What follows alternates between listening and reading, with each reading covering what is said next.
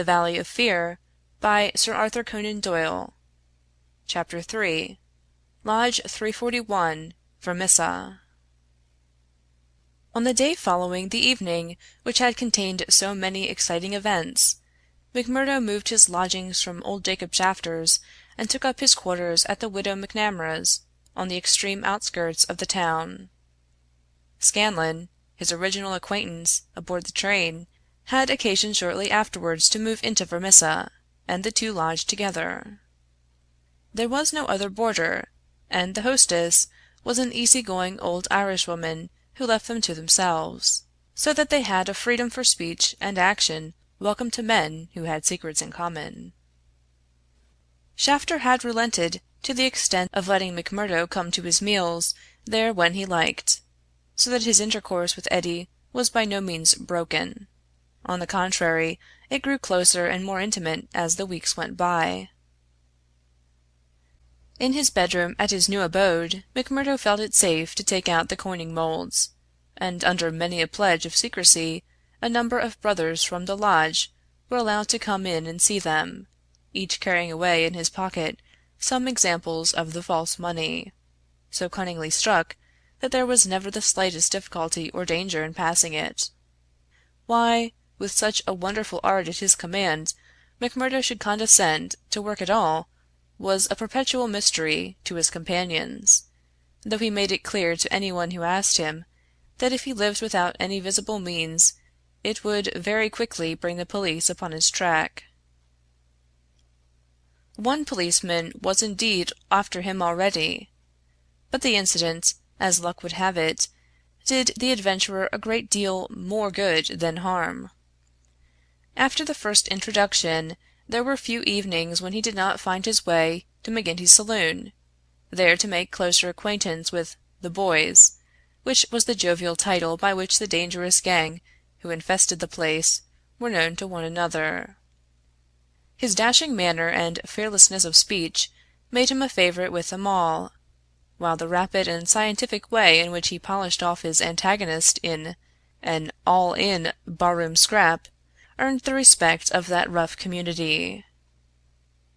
Another incident, however, raised him even higher in their estimation. Just at the crowded hour one night, the door opened and a man entered with the quiet blue uniform and peaked cap of the mine police.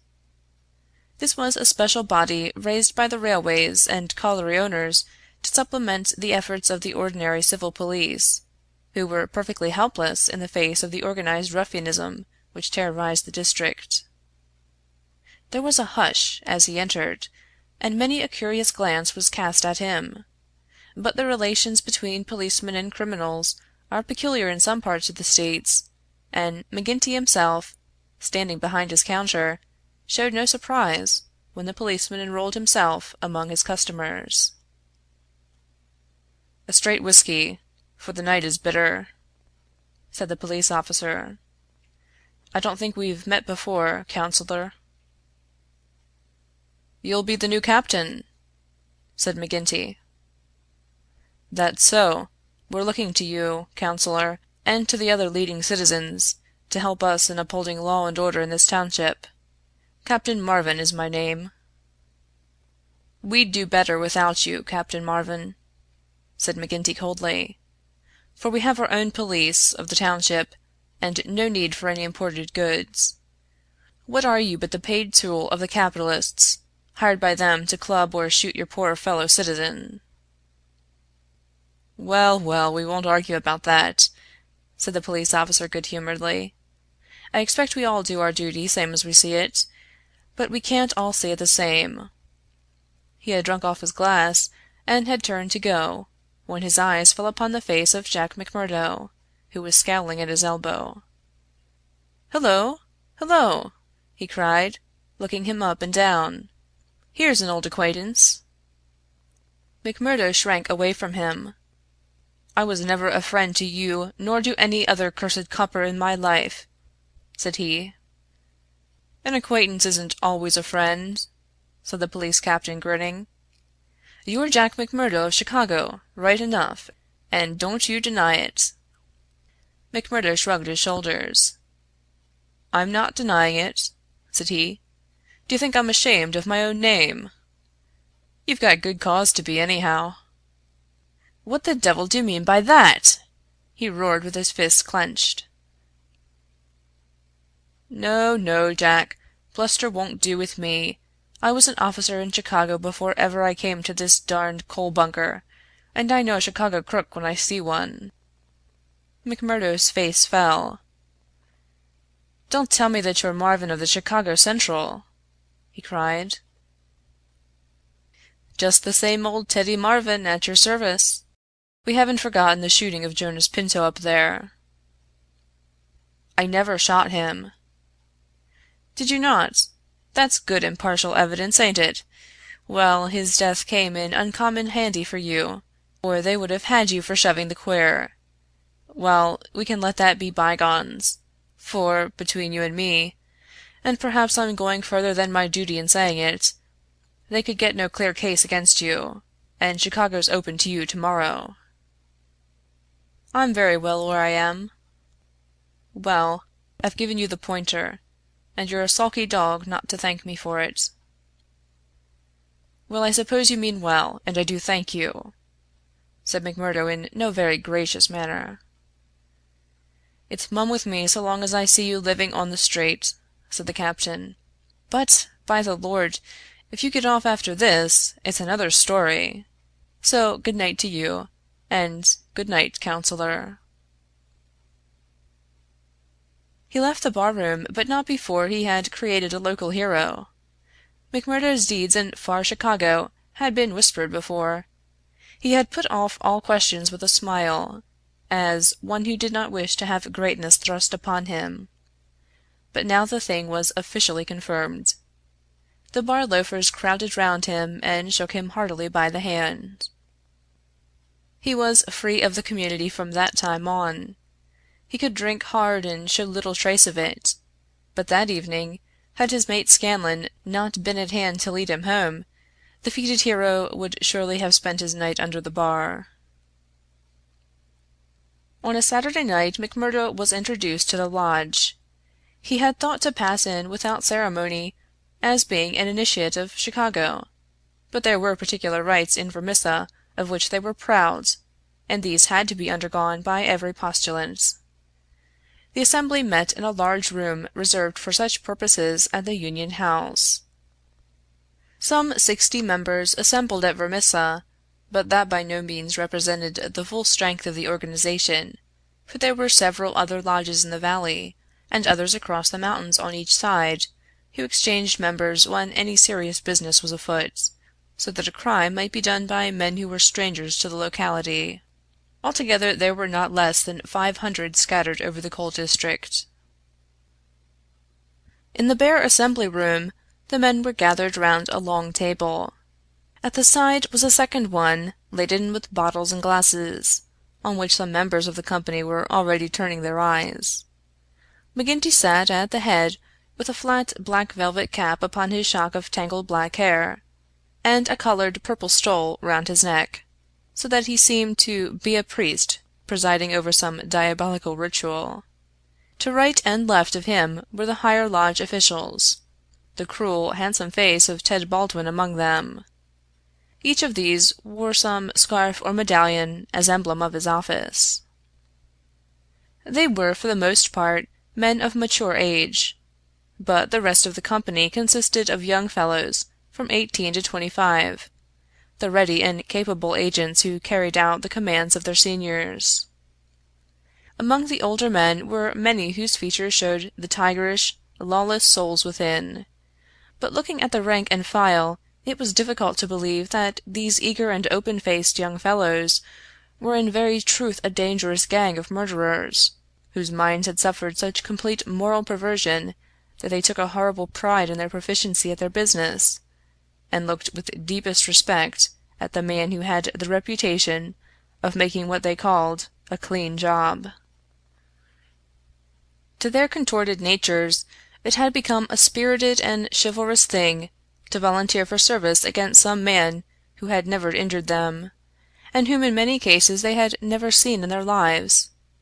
The crime committed, they quarreled as to who had actually struck the fatal blow, and amused one another and the company by describing the cries and contortions of the murdered man.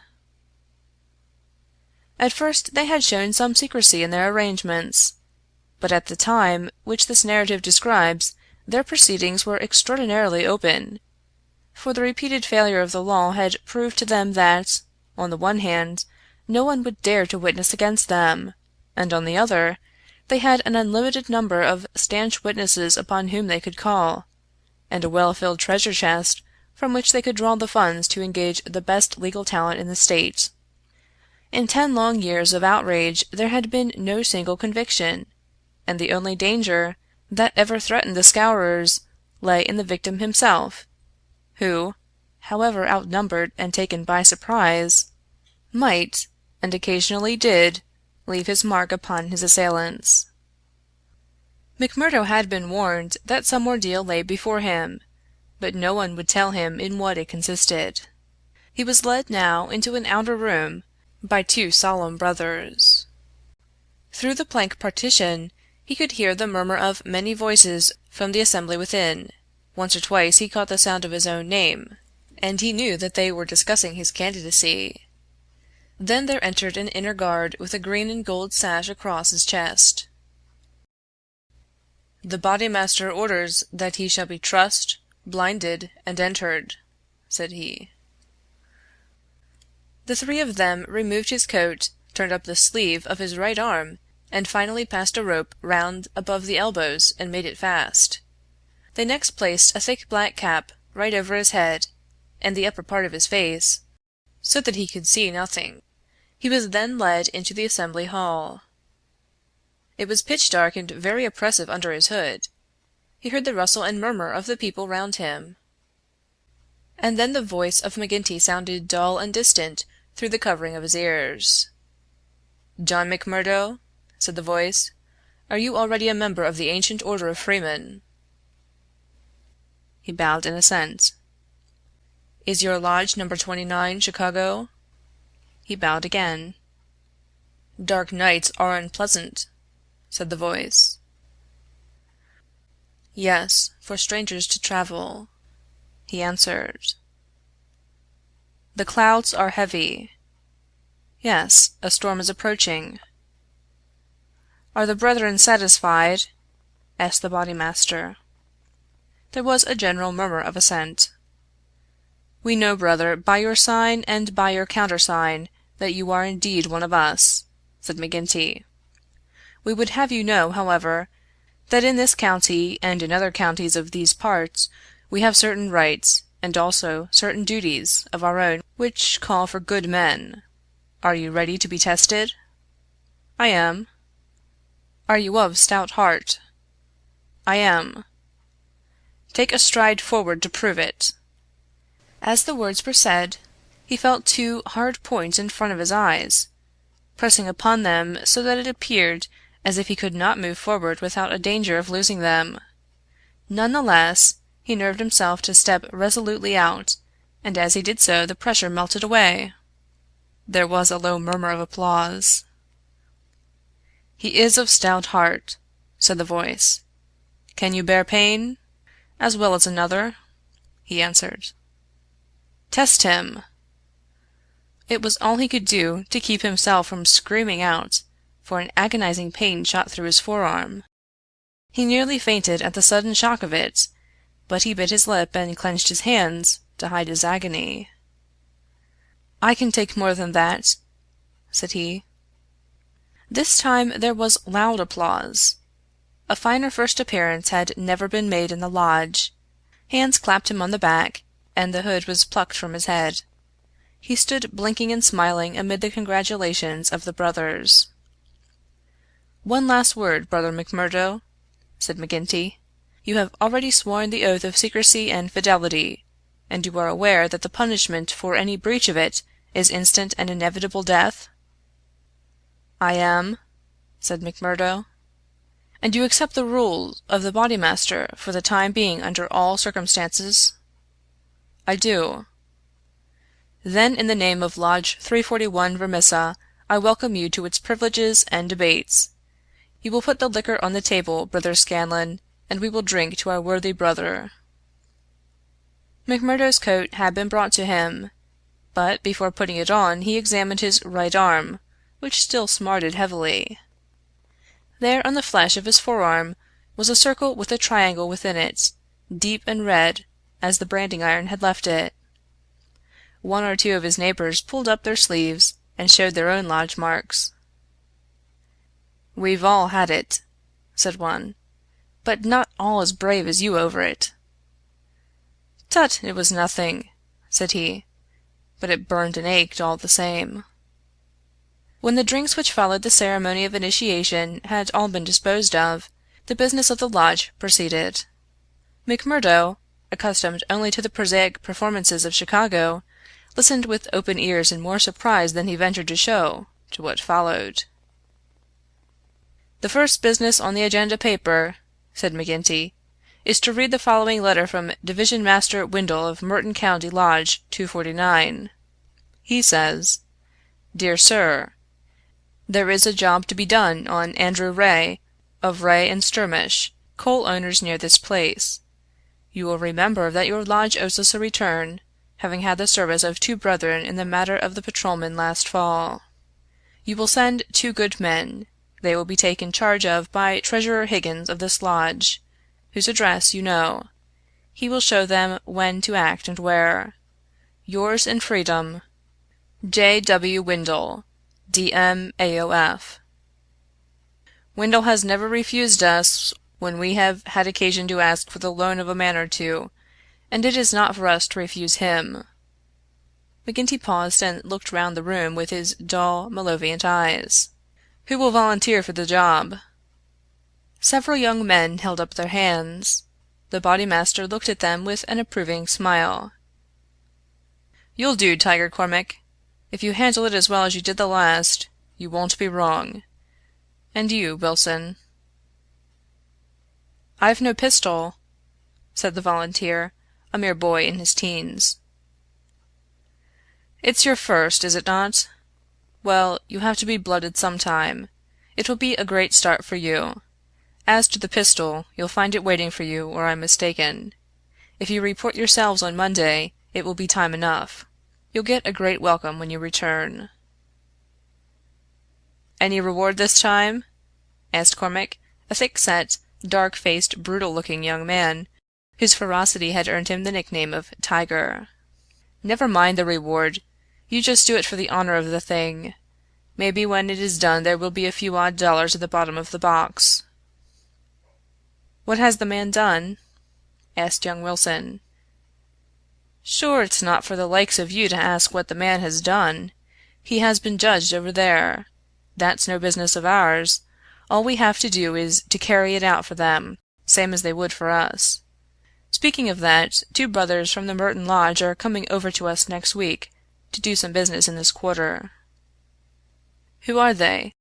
asked someone. "Faith, it is wiser not to ask. If you know nothing you can testify nothing, and no trouble can come of it. But they are men who will make a clean job when they are about it." "And time, too!" cried Ted Baldwin.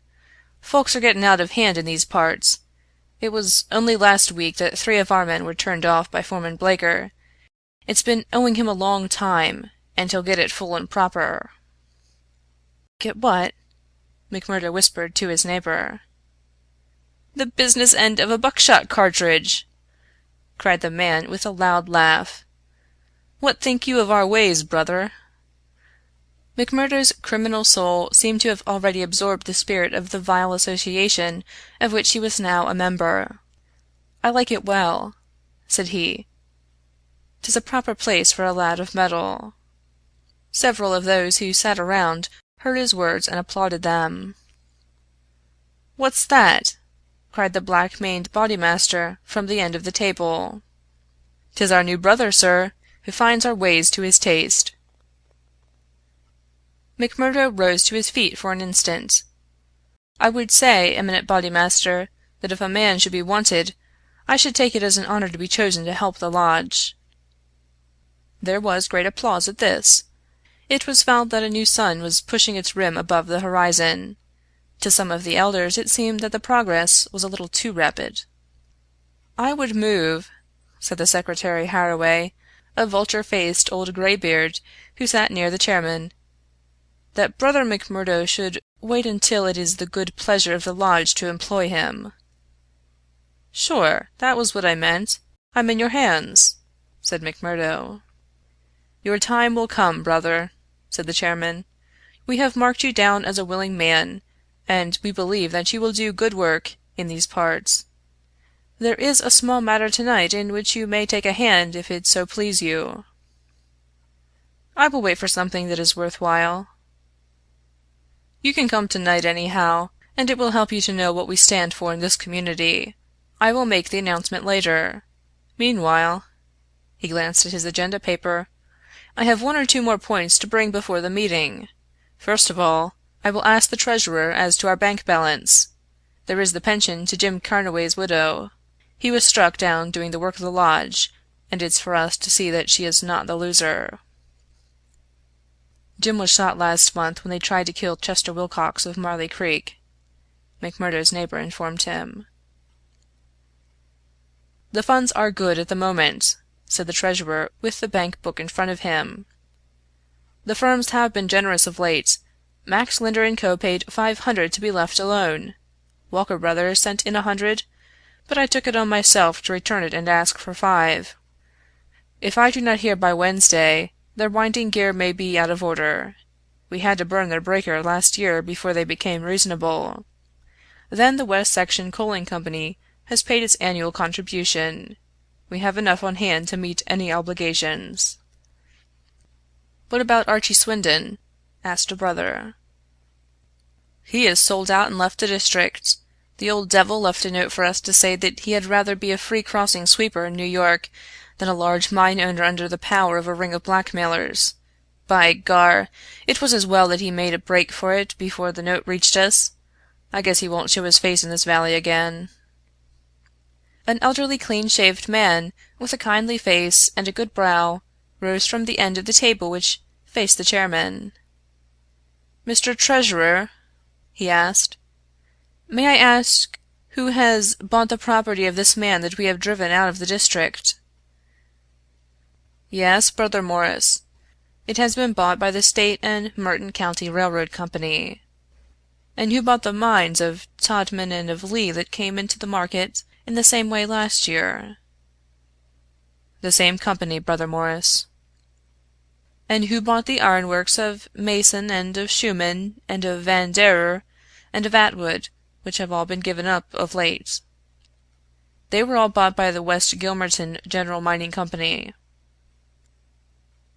"I don't see, Brother Morris," said the chairman, "that it matters to us who buys them, since they can't carry them out of the district."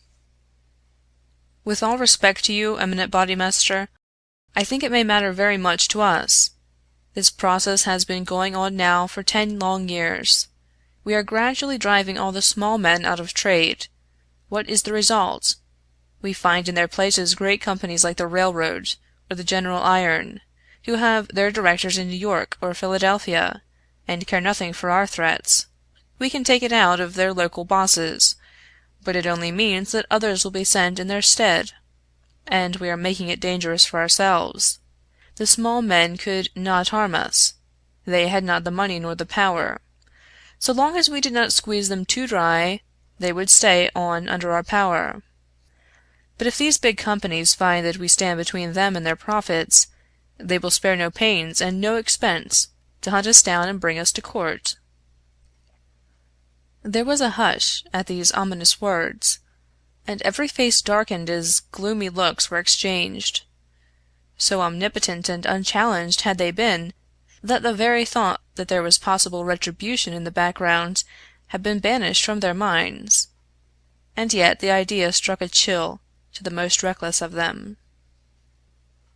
"This is my advice," the speaker continued, "that we go easier upon the small men. On the day that they have all been driven out, the power of this society will have been broken." Unwelcome truths are not popular. There were angry cries as the speaker resumed his seat. McGinty rose with gloom upon his brow.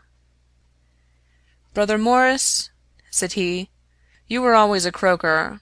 So long as the members of this lodge stand together, there is no power in the United States that can touch them.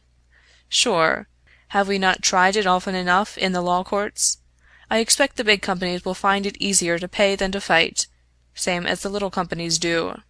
And now, brethren," McGinty took off his black velvet cap and his stole as he spoke, "this lodge has finished its business for the evening, save for one small matter which may be mentioned while we are parting. The time is now come for fraternal refreshment and for harmony." Strange indeed is human nature. Here were these men, to whom murder was familiar, who again and again had struck down the father of the family, some man against whom they had no personal feeling, without one thought of compunction or of compassion for his weeping wife or helpless children, and yet the tender or pathetic in music could move them to tears. McMurdo had a fine tenor voice, and if he had failed to gain the goodwill of the lodge before, it could no longer have been withheld after he had thrilled them with "I'm sitting on the stile, Mary," and "On the banks of Allan Water." In his very first night the new recruit had made himself one of the most popular of the brethren, marked already for advancement and high office. There were other qualities needed, however, besides those of good fellowship, to make a worthy freeman, and of those he was given an example before the evening was over. The whiskey bottle had passed round many times, and the men were flushed and ripe for mischief when their bodymaster rose once more to address them.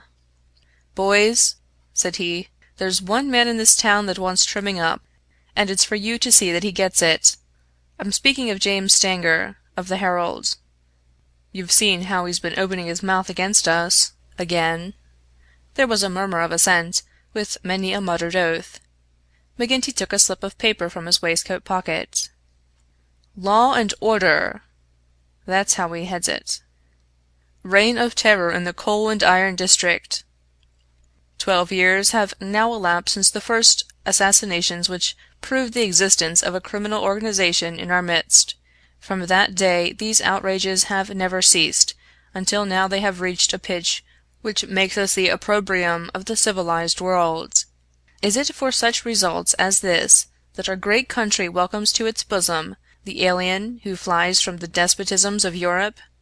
Is it that they shall themselves become tyrants over the very men who have given them shelter, and that a state of terrorism and lawlessness should be established under the very shadow of the sacred folds of the starry flag of freedom, which would raise horror in our minds if we read of it as existing under the most effete monarchy of the East?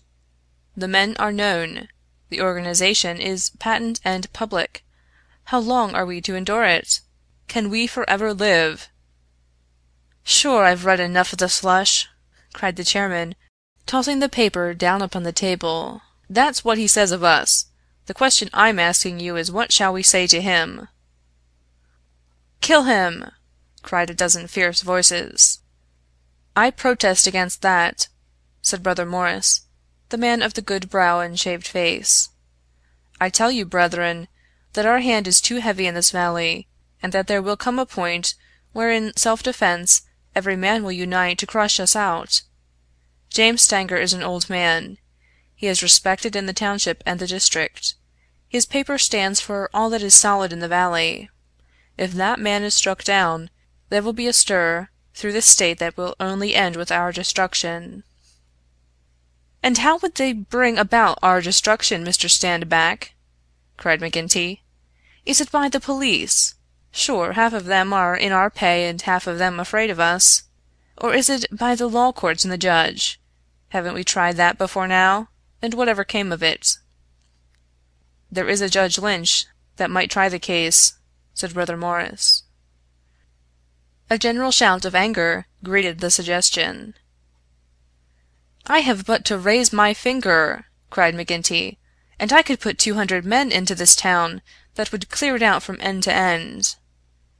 Then suddenly raising his voice and bending his huge black brows into a terrible frown, "See here, Brother Morris, I have my eye on you, and have had for some time. You've no heart yourself, and you try to take the heart out of others. It will be an ill day for you, Brother Morris, when your own name comes on our agenda paper, and I'm thinking that it's just there that I ought to place it." Morris had turned deadly pale, and his knees seemed to give way under him as he fell back into his chair. He raised his glass in his trembling hand and drank before he could answer. "I apologize, eminent Bodymaster, to you and to every brother in this lodge if I have said more than I should. I am a faithful member, you all know that, and it is my fear lest evil come to the lodge which makes me speak in anxious words. But I have greater trust in your judgment than in my own, eminent Bodymaster, and I promise you that I will not offend again." The Bodymaster's scowl relaxed as he listened to the humble words. "Very good, Brother Morris. It's myself that would be sorry if it were needful to give you a lesson. But so long as I am in this chair, we shall be a united lodge in word and in deed. And now, boys," he continued, looking round at the company, "I'll say this much, that if Stanger got his full deserts, there would be more trouble than we need ask for. These editors hang together, and every journal in the state would be crying out for police and troops. But I guess you can give 'em a pretty severe warning. Will you fix it, Brother Baldwin?" "Sure," said the young man eagerly. "How many will you take?" "Half a dozen, and 2 to guard the door. You'll come, Gower, and you, Mansell, and you, Scanlon, and the 2 Willoughbys." "I promised the new brother he should go," said the chairman. Ted Baldwin looked at McMurdo with eyes which showed that he had not forgotten or forgiven. "Well, he can come if he wants," he said in a surly voice. "That's enough. The sooner we get to work the better." The company broke up with shouts and yells and snatches of drunken song. The bar was still crowded with revelers, and many of the brethren remained there. The little band who had been told off for duty passed out into the street, proceeding in 2s and 3s along the sidewalk so as not to provoke attention. It was a bitterly cold night, with a half moon shining brilliantly in a frosty, star-spangled sky. The men stopped and gathered in a yard which faced a high building. The words "Vermissa Hotel" were printed in gold lettering between the brightly lit windows. From within came the clanking of the printing press. "Here, you," said Baldwin to McMurdo.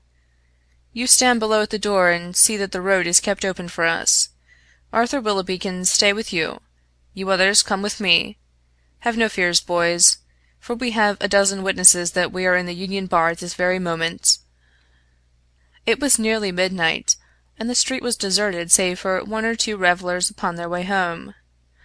The party crossed the road, and, pushing open the door of the newspaper office, Baldwin and his men rushed in and up the stair which faced them.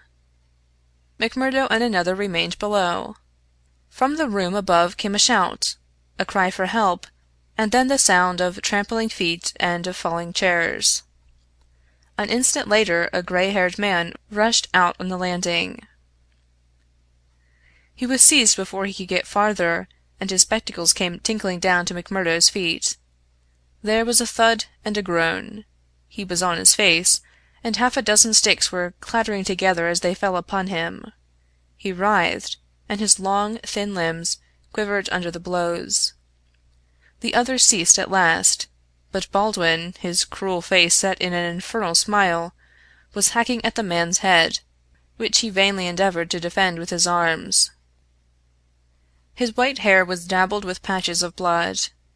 Baldwin was still stooping over his victim, putting in a short, vicious blow whenever he could see a part exposed, when McMurdo dashed up the stair and pushed him back.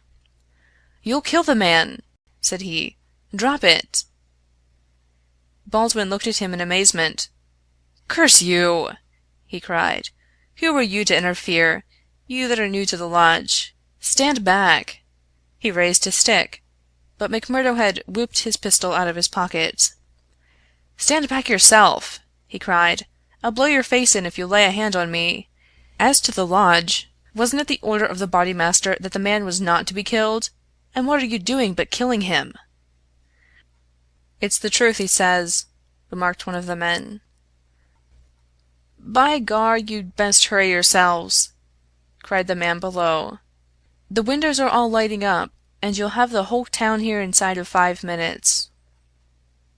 There was indeed the sound of shouting in the street, and a little group of compositors and pressmen was forming in the hall below and nerving itself to action.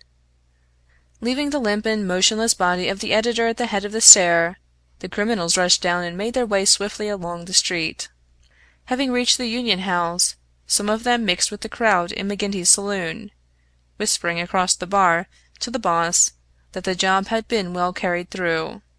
Others, and among them McMurdo, broke away into side streets, and so by devious paths to their own homes. Chapter 4